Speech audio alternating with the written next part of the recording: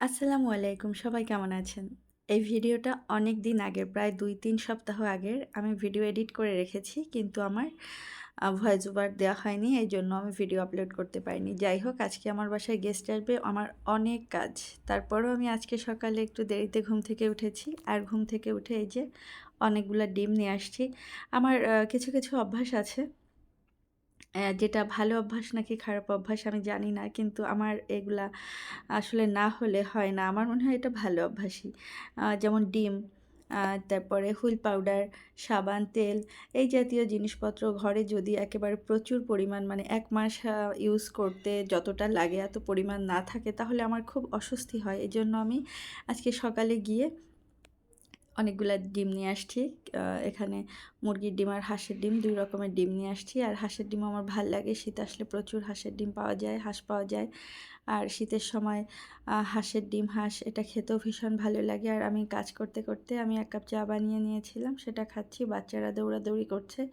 বেশ ভালো লাগছে। আর আপনারা দেখতেই পাচ্ছেন আমার গায়ে রোদ পড়ছে। এই জায়গাটায় বসতে আমার খুব ভাল লাগে। সেটা শীত হোক, গরম হোক, যখনই হোক এই জায়গাটায় বসতে আমার খুব ভাল লাগে। আজকে বাসায় গেস্ট আসবে।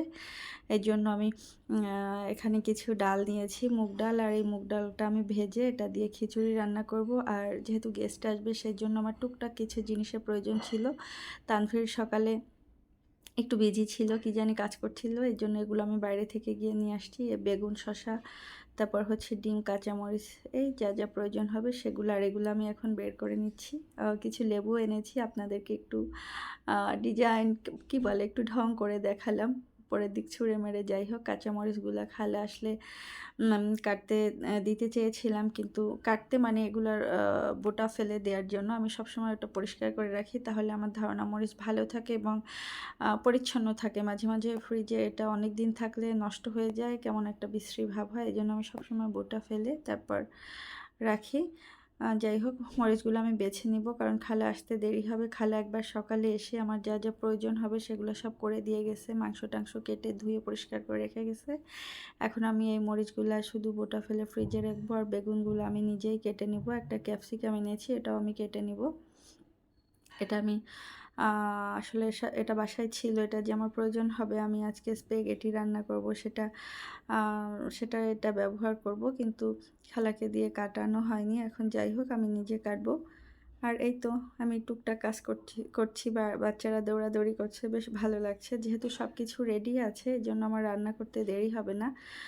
আসলে রান্না করতে তেমন দেরি হয় না। দেরি হয় হচ্ছে আপনার সবকিছু একসাথে গুছিয়ে তারপর যদি একজন মানুষ করতে যায় তাহলে অনেক বেশি প্রেশার পড়ে যায় একজনের উপর। এজন্য কাটাকাটি যদি একজন করে দেয় তাহলে রান্না করতে আর সময় লাগে না। আমার গেস্ট আসুক আর যাই হোক, ঈদ হোক, কোরবানি হোক, ডাল রান্নাই করতেই হবে। কারণ আমার বাচ্চারা ডাল খায়। আমি শুটকি ভর্তা করব আর এখানে মুরগির মাংস রান্না করব। আর হচ্ছে গরুর মাংস শুটকি ভুনা করব।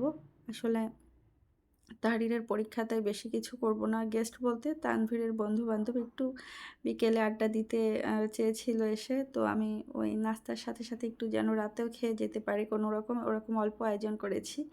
বাচ্চাদের পরীক্ষা আসলে আ যখন চলে আসে বাচ্চাদের চেয়েও মায়েদের বেশি টেনশন থাকে।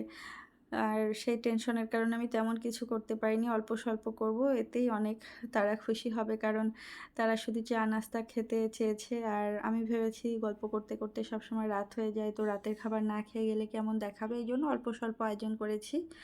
এই তো এখানে আমি ২ টা আ চিকেন আর কি ২ টা মুরগি আর কি আলু দিয়ে রান্না করে নিচ্ছি। আর হচ্ছে ওই যে মাংস বললাম, শুটকি মাংস ভুনা করব, খিচুড়ি রান্না করব, বেগুন আর হচ্ছে আ শু শুটকি ভর্তা করব। যাই হোক, মাংস কষানো হয়ে গেছে। আমি কেতলিতে গরম পানি দিয়ে রেখেছিলাম। এখন পানি দিয়ে দিব। মাংস এখন একাই হবে। আর আমার যে কাজ থাকবে সেগুলো আমি করে নিব। আর এই যে বেগুন ভেজে নিব। এইভাবে বেগুন আসলে আ তেলে ফ্রাই করলে খুব মজা লাগে। আমার খুব পছন্দ। আর একটা অদ্ভুত ব্যাপার কি জানেন? এই বেগুনটা যদি ফ্রিজে থাকে পরের দিন ঠান্ডা খেতে আমার আরও বেশি ভাল লাগে। আর এখানে কিছু পেঁয়াজুর জন্য আমি ডাল ব্লেন্ড করে নিচ্ছি। আমি সবকিছু একসাথে দিয়ে নিয়েছি। কাঁচামরিচ, ধনেপাতা, তারপর রসুন। আমার শাশুড়িকে দেখেছি সেইভাবে পেঁয়াজু বানায় আর খুব মজা লাগে। পেঁয়াজুতে একটু ঝাল কম হলে খুব ভাল লাগে আর খুব ক্রিস্পি হলে তো কথাই নেই। আর এখানে আমি স্পাগেটি রান্না করব ওর জন্য কিছু চিকেন কেটে নিয়েছিলাম, সেটা চুলায় দিয়ে এখন রান্না করছি। আর আমি স্প্যাগেটি সবসময় এভাবেই রান্না করি। মশলা বা যে সসটা আমি এটা ইউজ করব সেটা সব একসাথে একটা বাটিতে মিক্স করে রাখি। তারপর মাংসটা কষিয়ে এভাবে ঢেলে দেই। ব্যাস আমার স্প্যাগেটি দিয়ে নাড়াচাড়া করলে হয়ে যাবে। ক্যাপসিকামটা একদম শেষে দিবেন আপনারা যদি আমার মতো করে রান্না করতে চান, তাহলে খেতে বেশি মজা লাগবে। কারণ স্প্যাগেটিটা যদি ক্যাপসিকামটা যদি নরম হয়ে যায়, কালারটাও ভাল লাগে না দেখতে, আর খেতেও তেমন মজা লাগে না। আর স্প্যাগেটি আমার খুব পছন্দ। আর এই রান্নাটা দেখে আমার বড় আপা বলেছিল তার নাকি খুব খেতে ইচ্ছা করছে, দেখে খুব লোভনীয় মনে হয়েছে। যাই হোক, আমার বড় আপা আসলে আমি একদিন স্প্যাগেটি রান্না করে খাওয়াবো।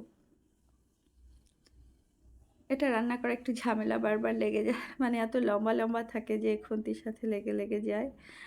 টেনে উঠাতে একটু কষ্ট হচ্ছিল। যাই হোক, তারপরও রান্না শেষ করেছি। আর এই যে বিকেল টাইমে আমি পেঁয়াজুটা ভেজে নিচ্ছি গেস্ট আসার আগে। বিকেলের নাস্তায় আমি এই যে রোল, স্প্যাগেটি, এটা চিকেন চিজ রোল, রোলটা ভীষণ মজা ছিল। তারপরে পেঁয়াজু এসব ব্যবস্থা করেছিলাম। আরও একটা সুন্দর কেক বানিয়েছিলাম, সেটা ভিডিও করা হয়নি। যাই হোক, আর গেস্টরা হচ্ছে এইসব নিয়ে আসছে।